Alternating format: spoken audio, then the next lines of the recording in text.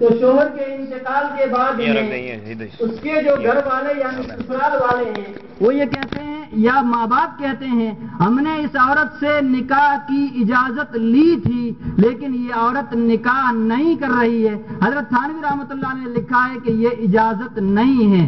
بیوہ کا ہر صورت کے اندر نکاح کر دینا چاہیے. بعض صورتوں میں نکاح ثانی بھی نکاح اول کی طرح فرض ہے.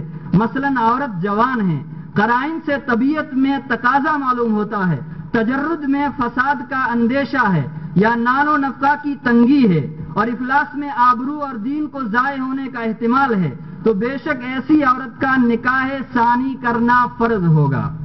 کنواری کے مقابلے میں بیوہ کا نکاح زیادہ ضروری ہے.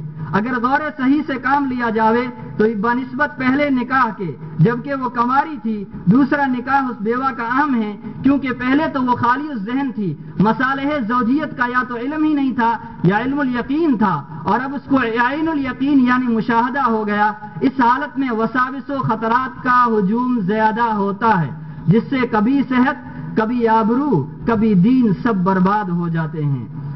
اس کے بعد میں اور دوسری وجوہات بتائی گئی ہیں کہ جن وجوہات کی وجہ سے بیوہ عورت کا نکاح کرنا ضروری ہے. بیوہ عورت پر سسرال والوں کی طرف سے ظلم. بعض مسلمان قوموں میں یہ بات ہے شوہر کے مرنے کے بعد عورت پر شوہر کے گھر والے اپنا حق سمجھتے ہیں, یعنی ماں باپ اس کے مالک نہیں رہے. غور سے سنیں, بعض مسلمان قوموں میں یہ بات ہے کہ شوہر کے مرنے کے بعد عورت پر شوہر کے گھر والے اپنا حق سمجھتے ہیں, یعنی ماں باپ اب اس عورت کے مالک نہیں رہے بلکہ دیور جیٹھ خسر مالک ہو جاتے ہیں. بلکہ وہ عورت خود بھی اپنی مالک نہیں رہتی. حضرت تھانوی رحمۃ اللہ علیہ شاید ہمارے ہی معاشرے کی طرف اشارہ کرتے یہ بات لکھ رہے ہیں کہ عورت خود یہ سمجھتی ہے کہ جب میں اس گھر کے اندر آ گئی تو میرا شوہر چاہے مر جائے چاہے کچھ ہو جائے لیکن مجھے اپنی پوری زندگی یہیں گزارنی ہے. بلکہ دیور خسر مالک ہو جاتے ہیں, بلکہ وہ عورت خود بھی اپنی مالک نہیں رہتی, نہ وہ خود اپنا نکاح کر سکے نہ ماں باپ کر سکیں, بلکہ جہاں جیٹھ وغیرہ کرنا چاہیں وہاں ہوگا, اور تمنا یہ ہوتی ہے کہ بہو گھر سے باہر نہ جائے. غرض عورتوں پر اس طرح ظلم ہو رہا ہے, ہر طرح سسرال والے ان پر اپنا حق سمجھتے ہیں, اور اس کا اتنا عام اثر ہے کہ عورت بھی اپنے آپ کو ان کی مملوک اور باندھی سمجھتی ہے, اور اس کو یہ بھی خبر نہیں کہ مجھ پر ظلم ہو رہا ہے, بلکہ اس سے بڑھ کر یہ ہوتا ہے کہ کبھی یہ مظلومیت ظالمیت ہوتی ہے. شریعت کی مخالفت اور جاہلانہ رسم. عام لوگوں کو یہ الگ خبر ہے کہ بہو کو اپنی ملک سمجھتے ہیں. سسرال والے لڑکی کے ماں باپ کی بات چلنے نہیں دیتے, اپنا حق سمجھتے ہیں, یہ پہلا گناہ ہے. ماں باپ کے حق کو روکتے ہیں, یہ دوسرا گناہ ہے. تیسرے, جوان عورت کو اختیار ہے جہاں چاہے نکاح کرے, یہ لوگ اس حق کو باطل کرتے ہیں تو شریعت کی کتنی مخالفت کی. عورت کی آزادی کھوئی, ماں باپ کا حق غارت کیا اور اپنا حق قائم کیا. افسوس تو یہ ہے کہ ایسے لوگ اپنے کو اچھا بھی سمجھتے ہیں کہ ہم نے بیوہ کا نکاح کیا, حالانکہ انہوں نے نکاح کی کوئی مصلحت ملحوظ نہیں رکھی. زبردستی کا نکاح. بعض جگہ بیوہ عورتوں کا نکاح کروایا جاتا ہے لیکن اس سے اجازت نہیں لیتے. سسرال والے اپنی مرضی سے کرواتے ہیں اور کہتے ہیں کہ ہم نے اس بیوہ کی زبان سے اجازت لے لی تھی تو یہ زبان سے کہلوانا بھی محض نام کرنے کو ہے, تاکہ کوئی یہ نہ کہے کہ بے پوچھے نکاح کر دیا. کیونکہ مسئلہ یہ ہے کہ بیوہ کا نکاح بغیر زبان سے کہے جائز نہیں, طیب خاطر کا اس میں بالکل خیال نہیں کیا جاتا, اور بعض مرتبہ تو بے پوچھے ہی نکاح کرا دیتے ہیں, اور بعض لوگ زبان سے کہلواتے ہیں مگر پھر بھی تو اس پر ظلم ہوا کیونکہ یہ لوگ اپنے آپ کو مالک سمجھ کر کہلواتے ہیں. دوسری اس میں یہ ہے کہ ماں باپ کو مالک نہیں سمجھتے. عورت کے بیوہ ہو جانے کے بعد سسرال والوں کو کیا کرنا چاہیے؟ عورت اگر بیوہ ہو گئی, شوہر کا انتقال ہو گیا, تو اب جو عورت کے سسرال والے ہیں ان کو کیا کرنا چاہیے, ذرا غور سے سنیں. شوہر کے مر جانے اور عورت کے بیوہ ہو جانے کے بعد ان کو میراث کا حصہ دے کر عدت کے بعد اس کے ماں باپ کے سپرد کر دو. شوہر کے مر جانے اور عورت کے بیوہ ہو جانے کے بعد ان کو میراث کا حصہ دے کر عدت کے بعد اس کے ماں باپ کے سپرد کر دو. اپنے گھر میں نہ رکھو, کیونکہ جب تک اپنے گھر میں رکھو گے یہ خیال دل سے نہ نکلے گا, تو واجب ہے کہ حصہ دے کر ماں باپ کے سپرد کر دو, خواہ وہ اس کو بٹلا دیں یا کہیں نکاح کر دیں. یہ تو ہے بیوہ کے نکاح کے سلسلے میں. اس کے بعد درمیان کے اندر نکاح کے مقاصد کیا ہیں، ہم اس سلسلے کے اندر ذرا غور سے سنیں کہ ہم اپنی عورتوں کے اوپر کتنا ظلم کرتے ہیں اور شریعت نے عورت کو کیا حق دیا ہے۔ اسلام کی نگاہ میں نکاح کا اصل مقصود توالد و تناسل ہے۔ پہلا مقصد نکاح کا مقصد یہ ہے کہ عورت سے بچے پیدا ہوں، اس لیے قرآن مجید نے بیوی کو مرد کے لیے کھیتی قرار دیا ہے۔ فاتو حرثکم انا شئتم، نبی علیہ الصلوۃ والسلام نے مناکحت کی ترغیب دیتے ہوئے اس کو افزائش امت کا باعث فرمایا۔ تناکحوا تناسلوا، بعض روایات میں خاص طور پر ایسی عورت سے نکاح کرنے کی ہدایت فرمائی جس میں بچہ پیدا کرنے کی قوت و صلاحیت زیادہ ہو۔ تزوج الولود الودود، یہ ساری باتیں اسلام کے اس تصور کو واضح کرتی ہیں کہ نکاح کا اصل مقصود نسل انسانی کی افزائش ہے، اسی لیے شریعت اسلامی اصولی طور پر ضبط ولادت کے نظریے کے حامی نہیں ہے۔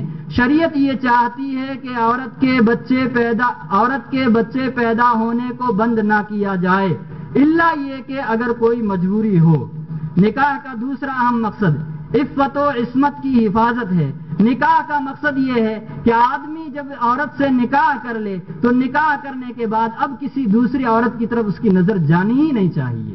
عفت و عصمت یعنی آدمی اپنی پاک دامنی کی حفاظت کرے، عورت بھی اپنی پاک دامنی کی حفاظت کرے، اور فطری طریقے پر ہر انسان کی نفسانی ضرورت کی تکمیل ہے۔ یہی وجہ ہے کہ آپ صلی اللہ علیہ وسلم نے نکاح کو ایمان کا حصہ قرار دیا ہے۔ آپ علیہ السلام نے فرمایا نکاح انسان کو بدنگاہی سے بچاتا ہے اور بے عفتی سے حفاظت کرتا ہے۔ فَإِنَّهُ أَغَضُّ لِلْبَصَرِ وَأَحْسَنُ لِلْفَرْجِ مِشْكَاةً، نکاح کا تیسرا مقصد پائیدار محبت و سکون کا قائم ہونا۔ نکاح اس لیے کیا جاتا ہے کہ میاں بیوی کے درمیان محبت و الفت پیدا ہو اور میاں کسی دوسرے کی طرف نگاہ نہ اٹھائے اور بیوی بھی کسی دوسرے کی طرف نگاہ نہ اٹھائے۔ اور میاں بیوی کے باہمی تعلق کے لیے نہایت عمدہ تعبیر لباس کا استعمال کیا کہ تم دونوں ایک دوسرے کے لیے لباس ہو۔ ہن لباس لکم وانتم لباس لہن، کہ لباس سے زیادہ کوئی چیز جس میں انسانی کی امراض، انسانی خوبی و خامی سے باخبر اور موسموں کی شدت سے صحت کی حفاظت نہیں ہوتی۔ غور کیا جائے تو نکاح کے تمام احکام انہی تینوں مقاصد کے گرد گردش کرتے ہیں۔ اس کے بعد 3 صفحات کے اندر میاں بیوی کے کیا کیا حقوق ہیں اس کو بیان کیا گیا ہے۔ انشاءاللہ جب یہ رسالہ چھپ کر کے آئے گا تو اس کے اندر یہ تمام تفصیلات آئے گی، وقت بہت کم ہے۔ اس کے بعد بیوی کی بد دماغی، سرکشی و نافرمانی اور اس کا علاج۔ اگر بیوی شوہر کا کہنا نہیں مانتی ہے تو کیا کیا جائے؟ بیوی بد دماغ ہے، سرکش ہے، نافرمان ہے، اس کی کوئی بری لت پڑی ہوئی ہے، تو ایسی صورت کے اندر شریعت نے اصول متعین کیے ہیں۔ ہماری کمی یہ ہے کہ ہم ان اصول کو معلوم نہیں کرتے ہیں۔ دیکھیے، نکاح میاں بیوی کے درمیان قائم ہونے والا مستحکم اور پائیدار رشتہ ہے جس میں شوہر کو حسن معاشرت اور عورت کو مرد کی اطاعت لازم قرار دی گئی ہے۔ اس کے بعد قرآن کریم کی آیت ہے کہ جس کے اندر ان تدابیر کو بیان کیا گیا ہے۔ الرجال قوامون علی النساء بما فضل اللہ بعضهم علی بعض، یہ آخر تک آیت جائے گی، ان اللہ کان علیما خبیرا۔ سورہ نساء کی 34-35 نمبر آیت ہے۔ ان 2 آیتوں کے اندر اللہ تبارک و تعالی نے میاں بیوی کے درمیان الفت و محبت کو برقرار رہنے کی تدابیر کو بیان کیا ہے۔